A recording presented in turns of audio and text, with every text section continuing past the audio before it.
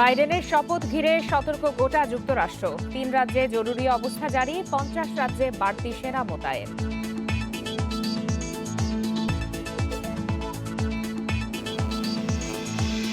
ভারতের দিল্লিতে কোভ্যাক্সের প্রথম ডোজের পর 51 জন অসুস্থ, স্বল্প মাত্রার পার্শ্ব প্রতিক্রিয়া বলছেন চিকিৎসক।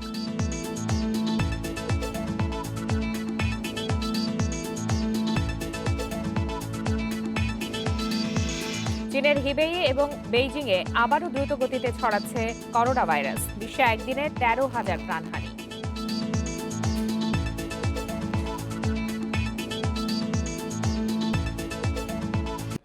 আমন্ত্রণ আন্তর্জাতিক খবর নিয়ে আমাদের প্রতিদিনের আয়োজন পূর্ব পশ্চিমে। সাথে আছি ফারহানা লোপা। শিরোনাম জানাচ্ছিলাম, এবার বিস্তারিত। আগামী 20 জানুয়ারি নতুন প্রেসিডেন্ট জো বাইডেনের শপথ অনুষ্ঠানকে ঘিরে সতর্ক অবস্থানে গোটা যুক্তরাষ্ট্র।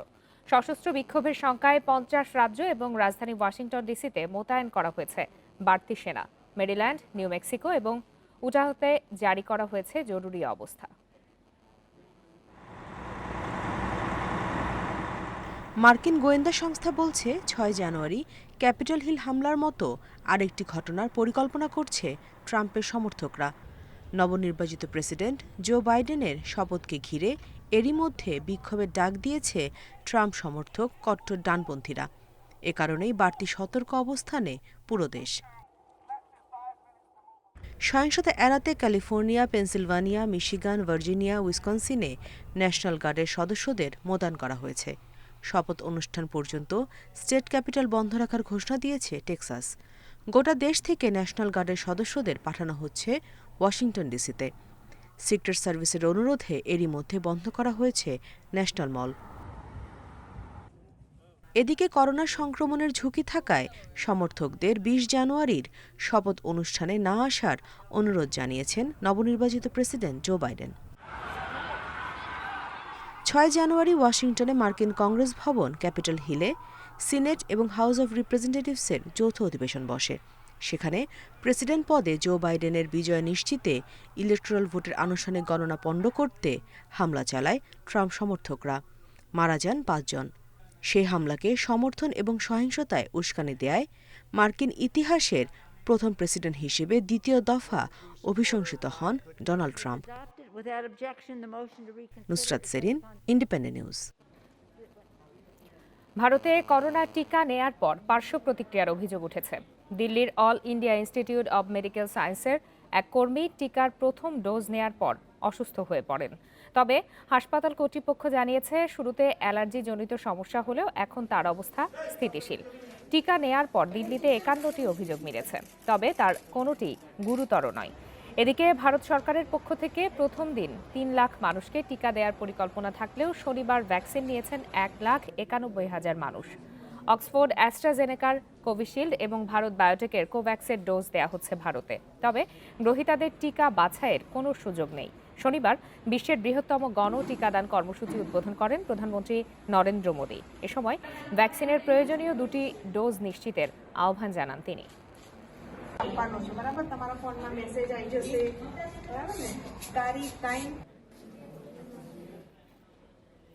ভারতের করোনা পরিস্থিতি এবং টিকাদান কর্মসূচি নিয়ে আরো বিস্তারিত জানাতে পশ্চিমবঙ্গ থেকে যোগ দিয়েছেন সহকর্মী জয়দীপ সরকার। জয়দীপ, ভারতের নিজস্ব ভ্যাকসিন কোভ্যাক্সের প্রথম ডোজ নেয়ার পর পার্শ্ব প্রতিক্রিয়ার তথ্য মিলেছে। 51 জনের শরীরে এরকম পার্শ্ব প্রতিক্রিয়া পাওয়া গেছে। এ বিষয়ে চিকিৎসকরা কি বলছেন এবং সরকারের পক্ষ থেকে কিছু জানানো হয়েছে কিনা?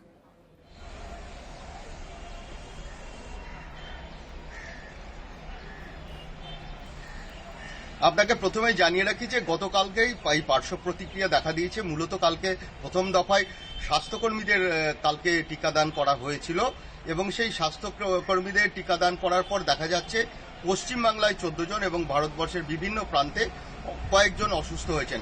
যদিও সরকারিভাবে বলা হচ্ছে যে পরিমাণ মানুষ টিকা নিয়েছেন তার থেকে খুব নগণ্য সংখ্যায়, বলা যায় 1 থেকে বা 2% মানুষের মধ্যেই প্রতিক্রিয়া দেখা দিয়েছে।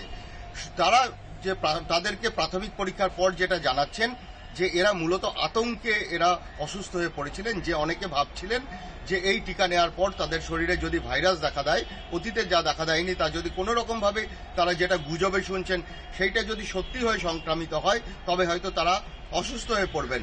ফলে কিন্তু তারা টিকা নেওয়ার পর অনেক আতঙ্কে অসুস্থ হয়ে পড়েন। দ্বিতীয় ব্যাপার হচ্ছে সরকারিভাবে বলা হচ্ছে পুরো বিষয়টির ওপর সরকার নজরদারি করছে। এ নিয়ে অযথা আতঙ্কিত হওয়ার কারণ নেই। সরকার এ ব্যাপারে যথেষ্টই দায়িত্বশীল ভূমিকা পালন করবে। আর আপনার জ্ঞাতার্থে জানাচ্ছি যে সরকারিভাবে এই টিকা না নেওয়ার ব্যাপারে অনেক রকমের অস্বস্তি, অনেক প্রশ্ন, অনেক অস্বচ্ছতা নিয়ে প্রশ্ন আছেই। এবং সেক্ষেত্রে দিল্লির রাম মনোহর লোহিয়ার মতন গুরুত্বপূর্ণ হাসপাতালের চিকিৎসকরা জানাচ্ছেন যে তারা টিকা নেবেন না। কারণ তাদের যুক্তি হচ্ছে এখনো এ বিষয়ে কিন্তু নিশ্চয়তা তাদের মেলেনি। বৈজ্ঞানিক মহল এর যে আবিষ্কার তা কিন্তু ভুল স্বীকৃতি মেলেনি।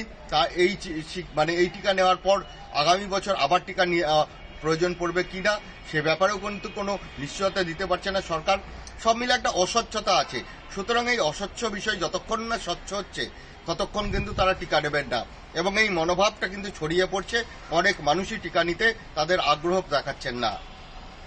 জয়দীপ, আমি এই বিষয়টি নিয়ে আসলে জানতে চাচ্ছিলাম, এই যে অস্বচ্ছতার কথা, এতগুলো অস্বচ্ছতার কথা আপনি বলছিলেন, এগুলোর কারণেই কি প্রথম দিনের টিকা কর্মসূচিতে যে লক্ষ্যমাত্রা ধরা হয়েছিল সেটি পূরণ হয়নি, এরকমটি কি বলা যায় কিনা?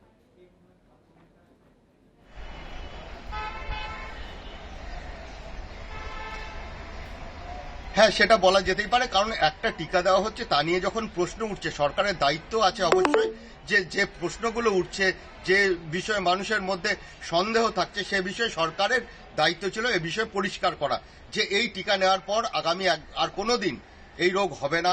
তারা নিশ্চয়তা দিচ্ছে আগামী বছর বা এর পরে কোনো বছর এই টিকা নেওয়ার প্রয়োজনীয়তা পড়বে না। মানুষের শরীরে অ্যান্টিবডি তৈরি হয়ে যাবে এই টিকা নেওয়ার ফলে। এইসব বিষয় নিয়ে সরকারিভাবে কিন্তু বিশদে কিছু বলা হয়নি।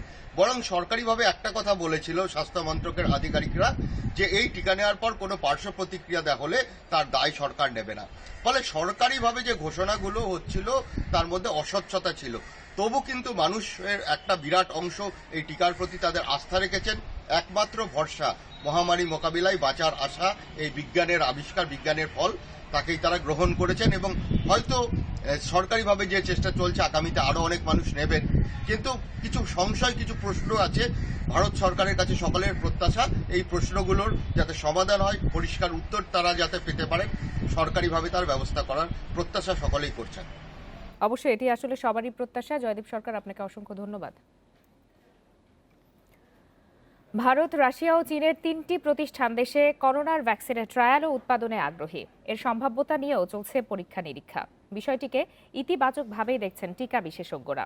এতে দেশের উৎপাদন সক্ষমতা বৃদ্ধি ও কম মূল্যে ভ্যাকসিন পাওয়ার সুযোগ দেখছেন তারা।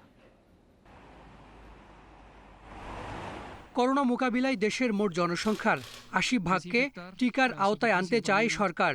তবে এখনই টিকা দেয়া হচ্ছে না 18 বছরের কম বয়সী, অন্তঃসত্ত্বা ও গুরুতর অসুস্থদের।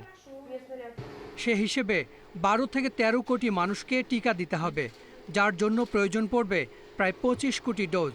অক্সফোর্ড ও কোভ্যাক্সের টিকায় সে চাহিদা মিটবে না। চাহিদা মেটাতে দেশে উৎপাদনের পরামর্শ আসছে বিশেষজ্ঞদের কাছ থেকে। শনিবার গাজীপুরে এক অনুষ্ঠানে স্বাস্থ্য সচিব জানালেন, ভারত, রাশিয়া ও চীনের 3টি প্রতিষ্ঠান দেশে করোনা ভ্যাকসিনের ট্রায়াল ও উৎপাদনের প্রস্তাব দিয়েছে। এর সম্ভাব্যতা যাচাই করছে সরকার। তাদের দেশে যে ট্রায়াল করে তারা যে রেজাল্ট নিয়ে এসছে এগুলো বিশ্বাসযোগ্য এবং সত্য, তখন আমরা সামনের দিকে এগোবো। কারণ এটা কতগুলো পর্যায়ে আছে, এটা একদিনে হঠাৎ করে আসবো আর অনুমোদন দিব এরকম না। বিশেষজ্ঞরা বলছেন, বিপুল পরিমাণে ও দীর্ঘ সময় ধরে টিকা আমদানি ব্যয় সাপেক্ষ। তাই দেশে ট্রায়াল ও উৎপাদনের সুযোগ এলে তা হাতছাড়া করা যাবে না। এতে কম মূল্যে ভ্যাকসিন পাওয়ার অগ্রাধিকার, গবেষণা সক্ষমতা এবং আগামীতে ভ্যাকসিনের বড় প্ল্যান তৈরি হবে দেশে। 4টা সুবিধা: অগ্রাধিকার ভিত্তিতে ভ্যাকসিন পাওয়া, তুলনামূলক কম মূল্যে ভ্যাকসিন পাওয়া, গবেষণার সামর্থ্য গড়ে ওঠা, উৎপাদনের সামর্থ্য গড়ে ওঠা।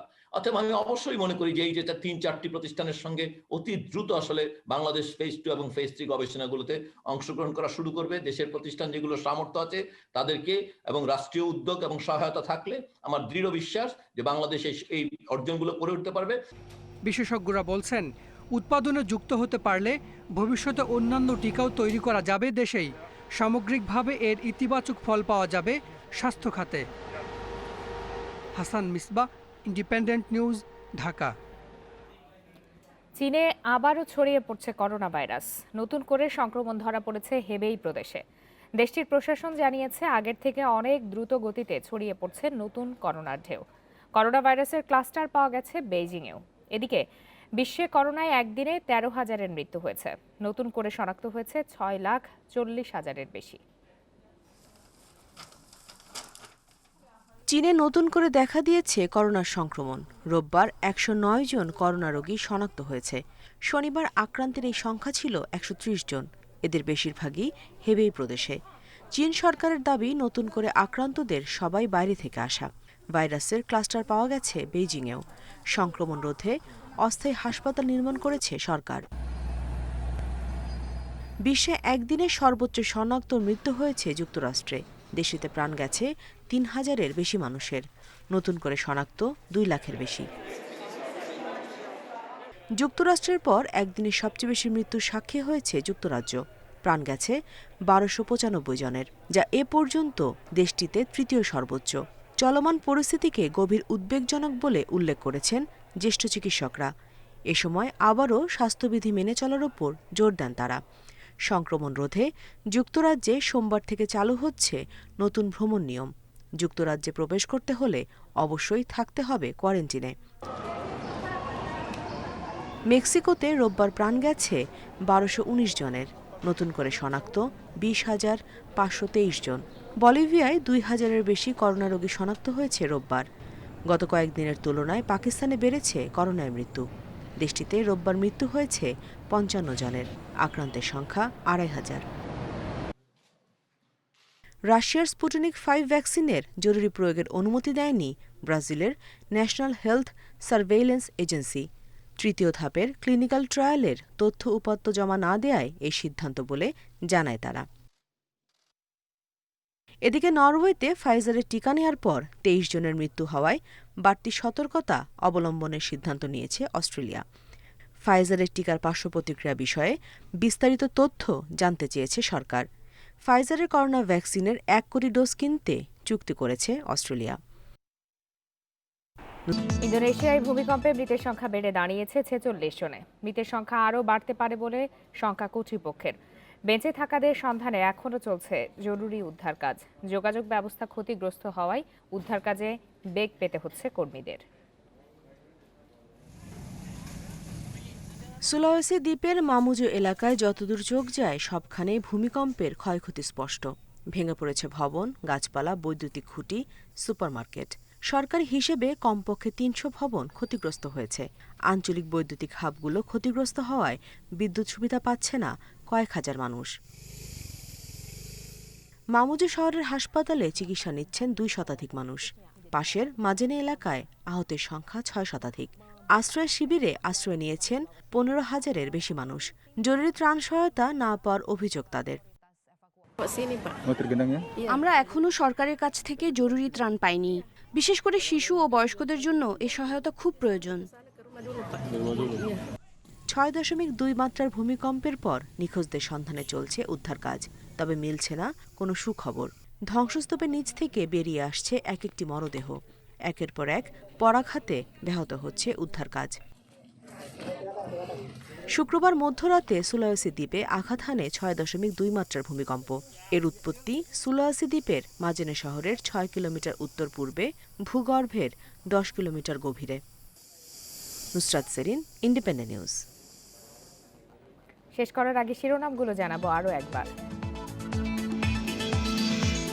বাইডেনের শপথ ঘিরে সতর্ক গোটা যুক্তরাষ্ট্র। 3 রাজ্যে জরুরি অবস্থা জারি, 50 রাজ্যে বাড়তি সেনা মোতায়েন।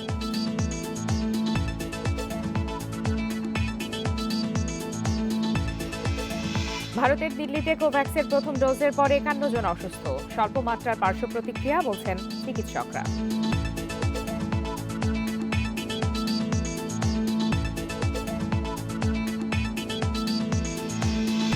চীনের হেবেই এবং বেইজিংয়ে আবারও দ্রুত গতিতে ছড়াচ্ছে করোনা ভাইরাস। বিশ্বে একদিনে 13,000 জনের প্রাণহানি।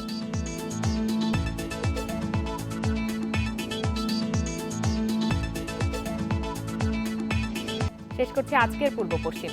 ইন্ডিপেন্ডেন্ট টেলিভিশনের সব খবরের আরও বিস্তারিত জানতে চোখ রাখুন ফেসবুক, ইউটিউব বা টুইটারে। এতক্ষণ সাথে থাকার জন্য সবাইকে ধন্যবাদ।